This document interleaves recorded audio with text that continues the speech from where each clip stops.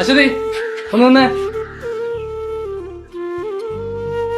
എല്ലാ കുട്ടികളും ക്ലാസ്സിൽ നിന്ന് കഴിക്കുമ്പോൾ അശ്വതി മാത്രം എന്തിനാ ഒറ്റയ്ക്ക് പോയിരുന്നു കഴിക്കുന്നത്? എന്തുണ്ടെങ്കിലും കൂട്ടുകാരെല്ലാം കൂടെ ഒരുമിച്ച് നിന്ന് ഷെയർ കഴിക്കണ്ടേ? അതല്ലേ നല്ല കുട്ടികൾ. ഇതൊന്നും വീട്ടിൽ നിന്ന് ആരും പറഞ്ഞു തരാറില്ലേ? ഇതിനകത്ത് വല്ല പിസയോ ബർഗറാണോ ഇങ്ങനെ ഒളിച്ചിരുന്ന് കഴിക്കാനായിട്ട്? ഞാൻ നോക്കട്ടെ.